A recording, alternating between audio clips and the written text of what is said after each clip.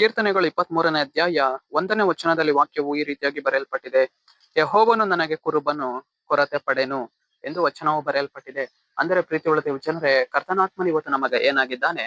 ಕುರುಬನಾಗಿದ್ದಾನೆ. ಆತನು ನಮ್ಮನ್ನ ನಡೆಸಿಕೊಂಡು ಹೋಗುವಂತಹ ಹಿರಿ ಕುರುಬನಾಗಿದ್ದಾನೆ.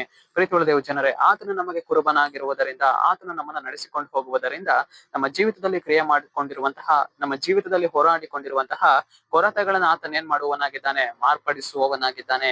ಇವತ್ತು ಅನೇಕ ಒಂದು ಸಂಗತಿಗಳಲ್ಲಿ ನಾವು ಇವತ್ತೇನ್ ಮಾಡುವವರಾಗಿದ್ದೇವೆ? ಕೊರತೆ ಉಳ್ಳವರಾಗಿದ್ದೇವೆ, ನಿಜ.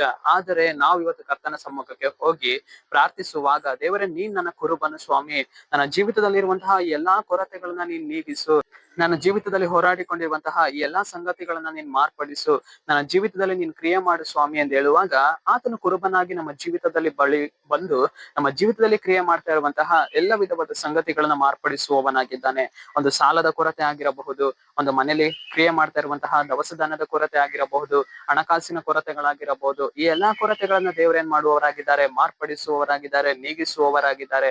ಪ್ರೀತಿಯುಳ್ಳ ದೇವಜನರೇ, ಚಾರೆಪ್ತ ಊರಿನಲ್ಲಿ ಇದ್ದಂತಹ ಬಡ ವಿಧವೆಯನ್ನ ದೇವರೇನ್ ಮಾಡಿದರು? ಬರಗಾಲದಲ್ಲಿ ಪೋಷಿಸಿದರು, ನಡೆಸಿಕೊಂಡು ಹೋದರು. ಅದೇ ಪ್ರಕಾರವೇ ನಮ್ಮ ಜೀವಿತದಲ್ಲಿಯೂ ಕೂಡ ಕ್ರಿಯೆ ಮಾಡ್ತಾ ಇರುವಂತಹ ಎಲ್ಲ ವಿಧವಾದ ಬರಗಾಲಗಳನ್ನ ದೇವರೇನ್ ಮಾಡುವವರಾಗಿದ್ದಾರೆ? ಮಾರ್ಪಡಿಸುವವರಾಗಿದ್ದಾರೆ, ಕಣ್ಣೀರನ್ನ ಒರೆಸುವವರಾಗಿದ್ದಾರೆ. ಆತನು ಕುರುಬನಾಗಿ ಇದ್ದು ನಮ್ಮನ್ನ ಬಲಪಡಿಸಿ, ನಮ್ಮ ಜೀವಿತದಲ್ಲಿ ಇರುವಂತಹ ಕೊರತೆಗಳನ್ನ ನೀಗಿಸಿ, ನಮ್ಮನ್ನ ಒಂದು ಸಮೃದ್ಧಿಯಾಗಿ ಆತನ ಏನ್ ಮಾಡುವವನಾಗಿದ್ದಾನೆ? ನಡೆಸುವವನಾಗಿದ್ದಾನೆ. ಸರಿ, ನಾವು ಪ್ರಾರ್ಥಿಸಿಕೊಳ್ಳೋಣ. ಅಪ್ಪ ಕರ್ತನೆ, ನಿನ್ಗೆ ಸ್ತೋತ್ರ ಸ್ವಾಮಿ.